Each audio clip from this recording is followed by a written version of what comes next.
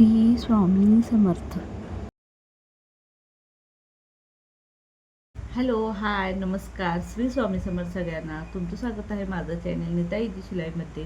तर या व्हिडिओमध्ये बघा आपण अस्तरचं 4 टक्स ब्लाऊज म्हणजे साधा ब्लाऊजचं कटिंग पाहणार आहोत. तर 36-36चं ब्लाऊज आहे, त्याचं कटिंग कसं करायचं या व्हिडिओमध्ये तुम्हाला पूर्ण सविस्तर माहिती मी देणार आहे. तर व्हिडिओ पूर्ण बघा, अजिबात स्किप करू नका. तुम्हाला जर माझे व्हिडिओ आवडत असतील तर लाईक, शेअर आणि सबस्क्राईब करायला देखील विसरू नका. तर चला आता आपण कटिंग पाहूया.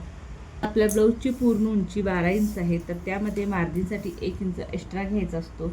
त्यामुळे उंची झालेली आहे आपली 13 इंच. तर 13 इंचावर पॉईंट दिला. त्यानंतर ब्लाऊजचं शोल्डर बघा 6.25 इंच. तर 6.25 इंचावर असा पॉईंट दिला. त्यानंतर या ब्लाऊजचा पाठीमागील गळा 8 आहे. तर बघा इथं शोल्डर देखील मी 6.25 इंचच घेणार आहे. इथं काही वाढवून किंवा कमी करून घेणार नाही. जितका आहे तितकंच आपण इथं मुंडा घेणार आहोत. तर यामध्ये काही कमी किंवा जास्त करायचं नाही. जितकं शोल्डर घेतले तितकंच आपण मुंडा घेतलेला आहे. तर बघा, तर इथे देखील 6.25 इंच आहे का ती पाहून घेऊया. आणि तिथे एक पॉईंट देऊन ही लाईन आपल्याला मुंड्याची आखून घ्यायची आहे. ब्लाऊजची छाती बघा 36 आहे. तर 36चा चौथा भागा 9 इंच होतो. तर 9 इंचावर पॉईंट दिला. पाठीमागील दातासाठी आपण 2 इंच घेणार आहोत. तुम्ही 1.5 इंच देखील घेऊ शकता. आणि ही लाईन अशी छातीची आखून घ्यायची आहे. त्यानंतर ब्लाऊजची कंबर बघा 30 इंच आहे. तर 30चा चौथा भागा 7.5 इंच होतो. तर 7.5 इंचावर असा पॉईंट दिला. पाठीमागील दातासाठी 1 इंच घेतलं आणि आपल्याला 1.5 ते 2 इंच मार्जिन घ्यायचं आहे. तर जितकं मार्जिन आपण छातीमध्ये ठेवलेलं आहे तितकंच आपल्याला कमरेमध्ये देखील ठेवायचं आहे. तर आता बघा, गळा रुंदी बघा इथं मी 2.25 इंच घेतलेली आहे. आणि पाठीमागील गळा आपला 8 इंच आहे. तर त्यामध्ये मार्जिनसाठी अर्धा इंच मी 8.5 इंचावर आपण असा पॉईंट दिलेला आहे. तर इथे खालच्या साईडला गळा रुंदी मी 2.5 इंच घेणार आहे. आणि ही लाईन अशी आखून घेतलेली आहे. तर इथे बघा असा गळ्याचा आपल्याला गोल आकार काढून घ्यायचा आहे. तर आता इथे मुंड्याचं माप घेऊया. तर मुंड्यासाठी बघा असा तिरका टेप ठेवून 1.25 इंच असा पॉईंट दिला. आणि हा आकार असा मुंड्याचा काढून घ्यायचा. आता बघा हा पाठीमागील भाग आपला तयार झालेला आहे. तर तो कट करून घेऊया.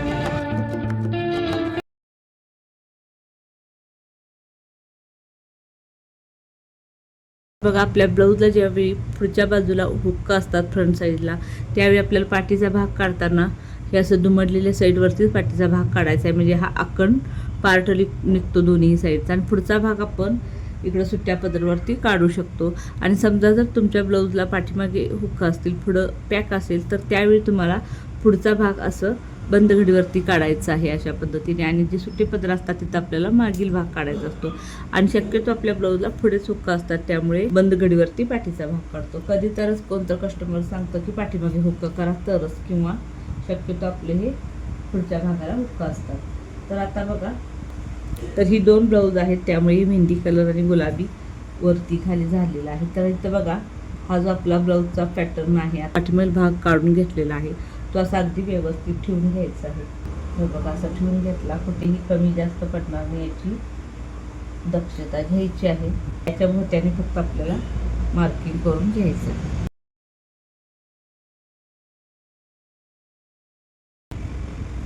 तर बघा आता हे आपण मार्किंग करून घेतलेलं आहे. तर इथे पुढील भागामध्ये बघा आपल्याला उंचीमध्ये 1 इंच एक्स्ट्रा घ्यायचं आहे. तर इथे मी 1 इंचावर पॉईंट दिला. तर बघा इथे 1 इंच मी वाढवून घेतलेलं आहे. तर आता बघा गळा रुंदी घेऊया. तर गळा रुंदी इथे मी 2.25 इंच घेणार आहे.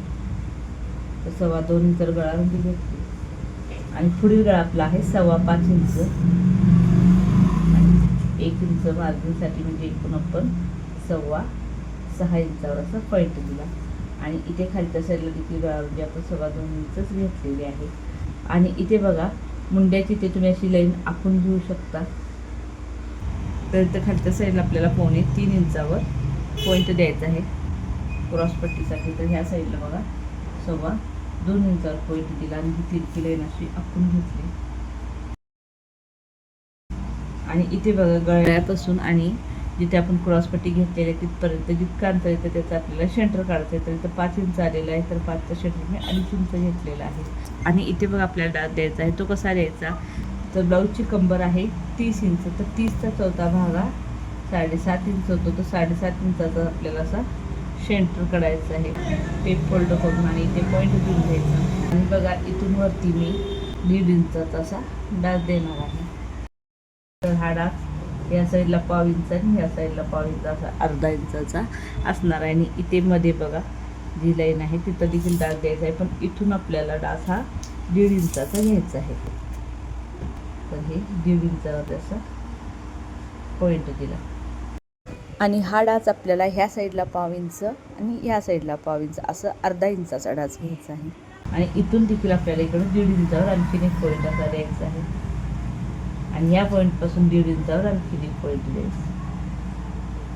आणि इथून बघा हा आपल्याला डाच असा घ्यायचा आहे. हा फक्त अगदी छोटासा एक सूत इतकाच घ्यायचा आहे. आणि हा डाच आपल्याला मुंड्यामध्ये घ्यायचा आहे. तो डाच आपल्याला असा फुगीर घ्यायचा आहे.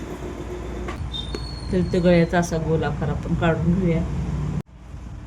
तर बघा पुढील भागाचं आपलं मार्किंग करून झालेलं आहे. तर आता आपण कटिंग करून घेऊया. तर कटिंग करताना कशा पद्धतीने करायचं आहे बघा.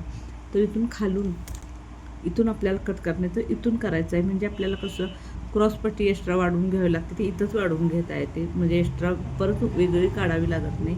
त्यामुळे इथून आपल्याला असं कट करून घ्यायचं आहे.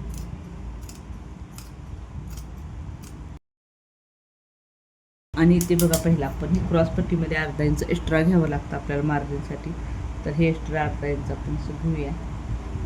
मग डायरेक्ट हीच आपल्याला क्रॉसपट्टी कट करून घ्यायची आहे. क्रॉसपट्टी आपली कट करून झालेली आहे. आता आपल्याला हा आतला मुंडा कट करायचा आहे.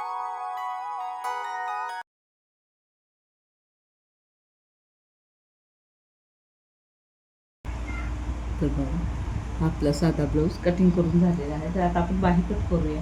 तर बघा चोबल फोल्ड घडी करून घेतलेली आहे. बाही उंची आहे 6.5 इंच. तर मार्जिन सोबत आपल्याला 1.5 इंच एक्स्ट्रा म्हणजे 7.25 इंचावर आपण असा पॉईंट दिला. तर इथे बघा ही लाईन अशी पूर्ण चापून घ्यायची आहे.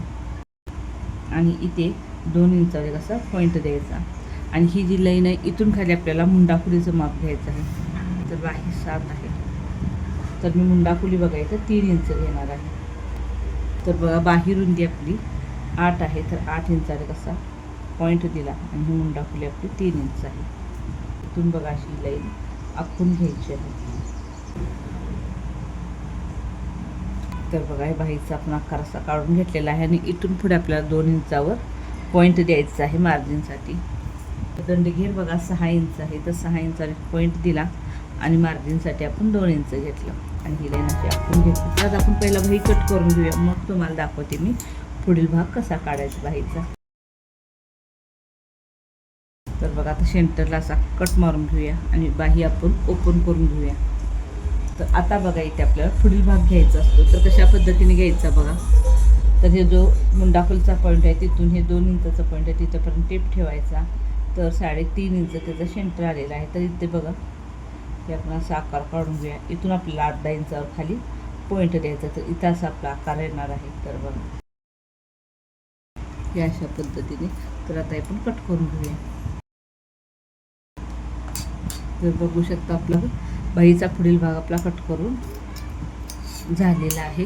तर हा जो आपण कट मारतो तो डायरेक्ट ऑलरेडी कट आहे. तर हा कट आपल्याला पुढील भागासाठी द्यायचा आहे. आता आपली बाही कट करून झालेली आहे. तर साडीतल्या मेन फॅब्रिकवरती अस्तरचे कट केलेले पॅटर्न ठेवून तुम्हाला मी कटिंग करून दाखवणार आहे. तर बघा हा साडीतला पीससुद्धा डबल घडी केलेला आहे आणि इकडे लेस लावलेली आहे. तर बघा बाही अशी ठेवून घेतलेली आहे याच्यावरती आणि कट करून घ्यायची आहे. तर इथे देखील सेंटरला असं कट मारून घेऊया आणि पुढील भागाला देखील कट मारून घेऊया. तर आता इथं आपण पाठीमाग भागाचं कटिंग करूया. तर पाठीमागी भाग जसा आहे तसा ठेवून घ्यायचा आणि इथे देखील कुठेही वाढवायचं नाही. जसं आहे तसं आपल्याला कट करायचं आहे. आपण नंतर शिवताना कट करू.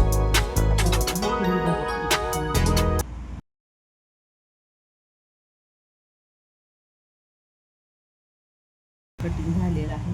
आता फक्त आपली क्रॉसपट्टी कट करायची राहिलेली आहे. तर बघा आपण जितके भाग कट केले ते जसे आहे तसंच कट केलेलं आहे. कुठे एक्स्ट्रा वगैरे घेतलेलं नाही. तर इथं क्रॉसपट्टीमध्ये बघा आपल्याला साडीतला कपडा अर्धा इंच एक्स्ट्रा ठेवायचा आहे आणि मग कट करायचं. हे पाहू शकता तुम्ही आपला अस्तरचा साधा ब्लाऊज कटिंग करून पूर्ण झालेला आहे. तर व्हिडिओ कसा वाटला मला नक्की कमेंट करून सांगा. आणि हा व्हिडिओ पूर्ण पाहिल्याबद्दल तुमचे मनापासून धन्यवाद. थँक्यू.